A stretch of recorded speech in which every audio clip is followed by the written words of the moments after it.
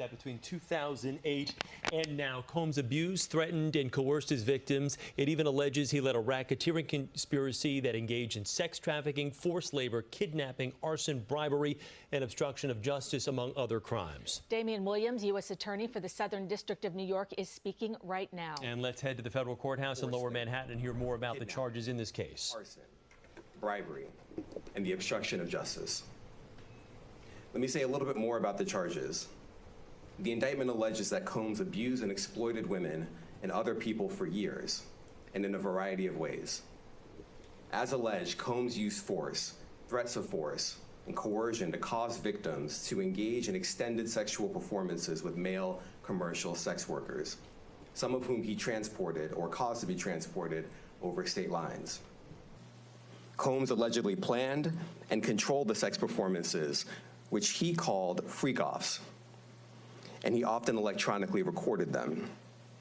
The freak-offs sometimes lasted days at a time, involved multiple commercial sex workers, and often involved a variety of narcotics, such as ketamine, ecstasy, and GHB, which Combs distributed to the victims to keep them obedient and compliant. As alleged, when Combs didn't get his way, he was violent, and he subjected victims to physical, emotional, and verbal abuse so that they would participate in the freak-offs, and that Combs hit, kicked, threw objects at, and dragged victims, at times by their hair. On one occasion in March of 2016, that conduct was captured on video and later reported in the media. Specifically, Combs kicked, dragged, and threw a vase at a victim in a Los Angeles hotel when the victim was attempting to flee. As alleged, these assaults often resulted in injuries to the victims, which took days or weeks to heal. In addition to the violence, the indictment alleges that Combs threatened and coerced victims to get them to participate in the freak-offs.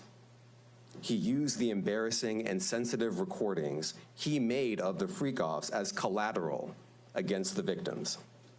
And the indictment alleges that he maintained control over the victims in several ways, including by giving them drugs, by giving and threatening to take away financial support or housing, by promising them career opportunities, by monitoring their whereabouts, and even by dictating their physical appearance. Because of all of this, the indictment alleges that the victims did not believe they could refuse Combs without risking their security or facing more abuse. The indictment also alleges other acts of violence undertaken by Combs and others, including violence against witnesses to his abuse, kidnapping, and arson. The indictment alleges that on more than one occasion, Combs carried or brandished firearms to intimidate and threaten victims and witnesses. Now, rapper Sean Diddy Combs has found himself in more legal trouble, arrested by US federal agents. It follows a string of sex trafficking accusations and assault lawsuits. Officers are reportedly scouring his hotel and home, but specific charges haven't been revealed. We don't yet know what the particular charges are. They'll be unsealed later and made public. But his own lawyers think they're going to have to do with federal racketeering charges and sex trafficking potentially. Yeah, and if a grand jury has indicted, that means they think that they have probable cause that a crime has been committed. The standard for that is lower than if you were going to go to trial, but it does mean a significant step has happened here. They've gathered enough evidence. We've seen this been going on for months now. We knew that witnesses were going in front of the grand jury. Obviously, we'll have to wait to see that it's unsealed when that happens later in court. But if it's sex trafficking, remember the last big sex trafficking case we saw here, R. Kelly, he got 30 years in prison. Not saying that Diddy is going to get the same, but this is a significant step.